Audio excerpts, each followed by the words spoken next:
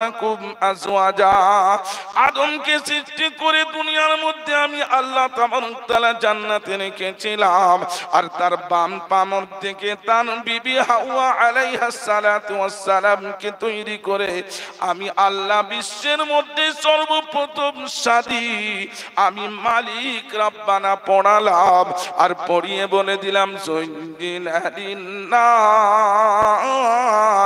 হুব্বুশ শাহাওয়াতি মিনান নিসা। ও আদম, তুমি আর একলা নেই, জোড়া করে পয়দা করে দিয়েছি রব্বানা, অতএব মেল মহব্বত করো, একবারে যৌবনের ঢেউয়ের মধ্যে দুজন মিলে মেলামেশা করো। যৌবনের সমস্ত শক্তি মনের বাসনাকে একটা বালিশে দুটো মাথা রেখে আমি এত সুন্দর তোমাদের মহব্বতের জীবন দান করেছি। হুন্না লিবাসুল লাকুম ওয়া আনতুম লিবাসুল লাহুন। একটা জামার উদাহরণ দিয়ে আল্লাহ তাবারক তাআলা ঘোষণা দিলেন, একটা জামাতে পূর্ণ শরীর যেমন ঢাকা হয়ে যায়, একটা স্বামী আর একটা স্ত্রী দুইজন আপসের মেল মহব্বতের বন্ধনে কেউ কারোর জন্য কমই হতে পারে না। আমার আল্লাহ তাবারক তাআলা বললেন, গোলাম, ওই দুজনের মহব্বতের ভালোবাসার সুন্দর যৌবনের ঢেউতে খাইসাতে একটা কাতরা যায় ওই স্ত্রীর পেটেতে, ওই কাতরাটাকে আমি আল্লাহ হেফাজত করি, আর সুন্দরভাবে আমি আল্লাহ ইঞ্জিনিয়ার হয়ে আমি মায়ের পেটটাকে সুন্দরভাবে কারখানার মতন ব্যবহার করি। গোলাম রে,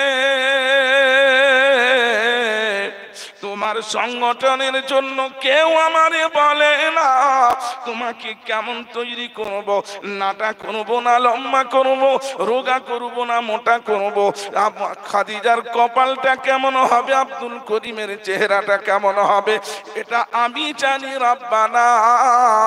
আমাকে কেউ কোনোদিন পরামর্শ দেয় না। মা খেয়েছে বেটা বেটি আস্তে আস্তে আমি বড় করেছি, ওই মা বাপের বন্ধনে নারীর মেল ঘটিয়ে ভালোবাসার দরিয়া আমি দিয়েছি। মা কোনোদিন বোঝ মনে করে না, মা কোনোদিন ওই বাচ্চার উপরে নারাজ হয় না।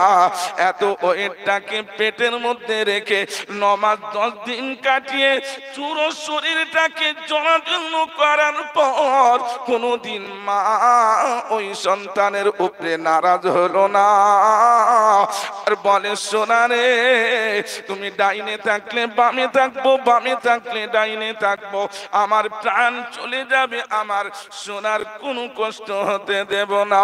ওই বাচ্চা যখন 9 মাস 10 দিন পরে আসে, আল্লাহ তাবারক তাআলার ইজাজতে সকলে হাসে, ছেলে হোক মেয়ে হোক, আমার আল্লাহ জানে ছেলে দেব না মেয়ে দেব।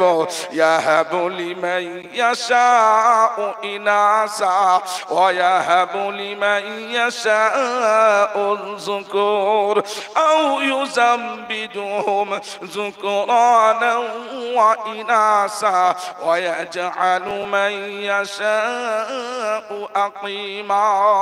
আল্লাহ বললেন, কাউকে ছেলে দান করি, কাউকে মেয়ে দান করি, কাউকে ছেলে মেয়ে উভয় মিট করে আমি আল্লাহ আতা করি। আমি আবার আমার কুদরত বুঝানোর জন্য, ওরে গোলাম, কোনদিন মেয়েকে খারাপ বলো না, কোনদিন মেয়ের বংশধরকে খারাপ বলো না, ওই মেয়ের বাপ মাকে খারাপ বলো না। আমি আল্লাহ তোমারে পয়দা করেছি, ছেলে পুলের মালিক হলাম আমি রব্বানা। সেই জন্য আমি কাউকে দিই না, বাঁচ করে রেখে দিই।